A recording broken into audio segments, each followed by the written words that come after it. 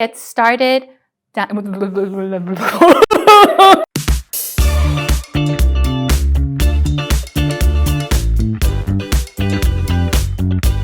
Hi, my name is LN and welcome to my world of DIY.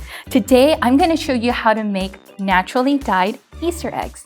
Check this out. They're beautiful, gorgeous, and on top of it, super healthy because you don't have to worry about any of those pesky chemicals. Check this out. Beets came out purple, but this is the most interesting for me. Red cabbage, but it comes out blue. I'm so excited to share with you guys how to make all of these beautiful Easter eggs.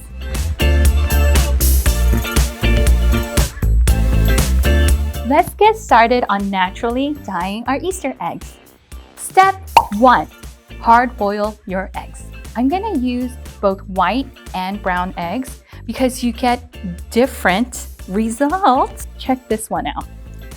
Brown egg, white egg. Wow! Now, how many eggs you want to hard boil would be totally up to you.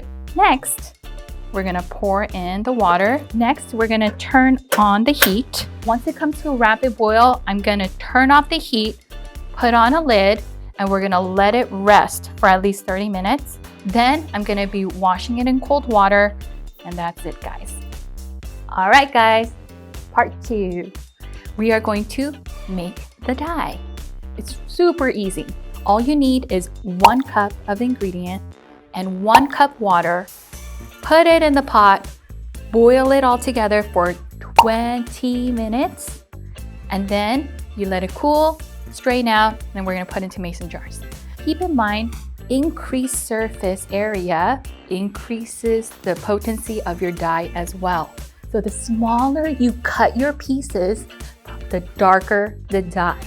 I like to use a glove to protect my hands, and I'm clearly wearing darker color clothes to make sure that I don't cry at the end of this. Okay. I like cutting off the stems. We're also going to use some of the stems. I don't need the greens, but I definitely can utilize these red portions because look at that, all that color still comes out. And then I'm going to add 2 cups of water.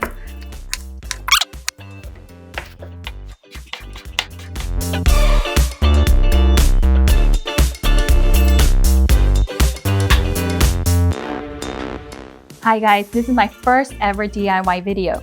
And if you really like what you see, make sure to click that subscribe button below somewhere. It's my first time. And I'd love to be able to see your creations. So make sure to comment below, tell me a little bit about your experience and share with me what you created. So make sure to follow LNDIY.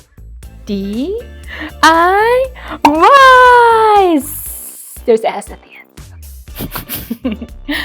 All right, I think this has been about 20 minutes. So now I'm gonna turn off the heat. Look at how rich and dark that is. I'm gonna quickly strain this in this bowl because I don't want all of the beets inside of the dye. But if you want to, I wanna show you an example of what happens if you do. One that was dyed with red cabbage. And if you look, there's a couple of rustic spots on them. And that's because the blue cabbage was touching the side of these eggs. Now, if you want this look, absolutely, you could just stick your eggs inside of here and let it dye. But if you want a more cleaner look, then I recommend straining everything out. So I'm gonna do that. Try not to get it on my clothes. If you're working with kids, you probably want this to fully cool before you strain it. But I've done it with my boy when he was 8 and he loved it. Loved it. Now look at that. Look at this beautiful, rich. All we did was transfer, like I'm multiple personalities, OMG, me. All right, I transferred over the liquids into these 2 jars because I wanted to do a little bit of an experiment. So in one of them, I added parts of the beet, and in the other, I just did the juice. I'm gonna add a white egg. I noticed that a spoon is really helpful, so I like to use that just to lean it against the side of the mason jar and drop it in. That way it doesn't crack. But in the case it does, don't freak out. Let me show you a really good example of how rustic and pretty cracks can be. Oh, pretty. I love that. Don't be afraid of the imperfections. They all tell a story. Okay, so let's add a couple more eggs.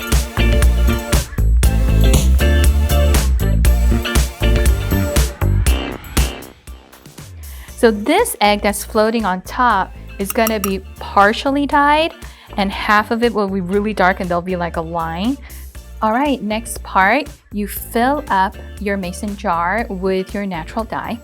In this one, I added bits of the beet on the bottom just to give it a little bit more texture and a rustic look.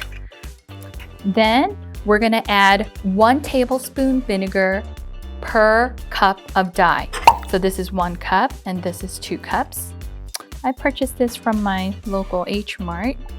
Thank you, Semju. 1. Now the vinegar helps the shell of the egg absorb the color, so it's super important that you use it. Now, we do also need to make sure that it gets mixed, because if it's concentrated, it'll break down your egg. So let's add the lids, and we're gonna gently swirl. I feel like a mad scientist. It's awesome. All right, next, you put it in your fridge, leave it overnight, 12 hours, you're gonna get beautiful colored eggs. The longer you leave them in there, the darker they're gonna get. I don't recommend going beyond 3 days, but this is a fun little thing to do with your kids at home. Just make sure they wear gloves.